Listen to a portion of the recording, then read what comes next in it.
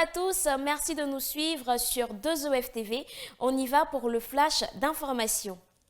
L'université Félix Houphouët-Boigny d'Abidjan a servi de cadre ce jeudi 18 juillet à un atelier de restitution portant sur le bilan de la mise en œuvre du système LMD en Côte d'Ivoire.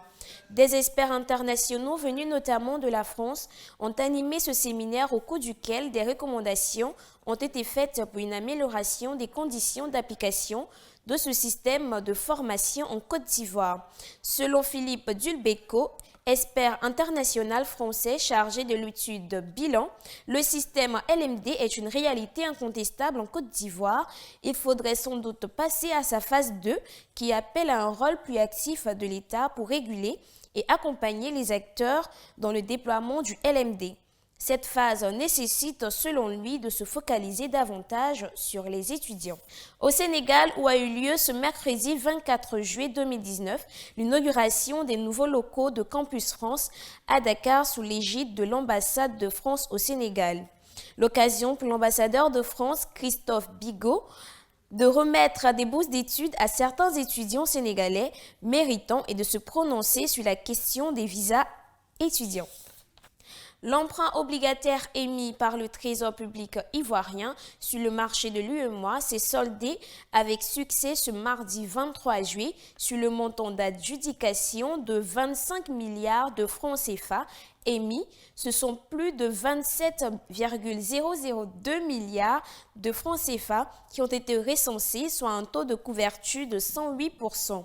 Au final, la direction générale du Trésor et de la comptabilité publique de la Côte d'Ivoire n'a retenu que 26,202 milliards, ce qui représente un taux d'absorption de 97,04%.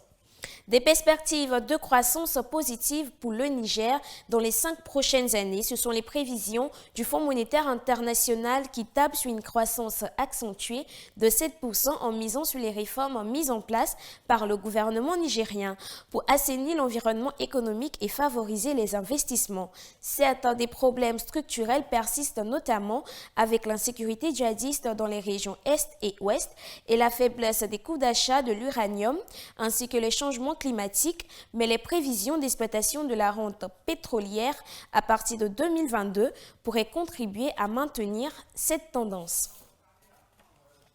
Direction le Mozambique où la société chinoise CITIC Construction a été cooptée pour la réalisation d'un vaste chantier de 35 000 logements sociaux dans 4 provinces du pays. Selon la répartition du gouvernement mozambicain, 15 000 logements devraient sortir de terre dans le sud, 10 000 dans le centre et 10 000 autres dans le nord. Le tout sur une période de 5 ans pour la durée des travaux. C'est ce qu'a annoncé la semaine dernière le ministre mozambicain en charge du logement, João Machatin, une situation qui pourrait avoir un impact limité sur l'accès au logement des populations avec des coûts de logement de l'ordre de 30 à 40 000 $ pour un pays dont le seuil de pauvreté est de 54,7% de la population. Voilà, c'est tout pour le flash d'information. Restez connectés sur 2EF pour la suite du programme. Au revoir.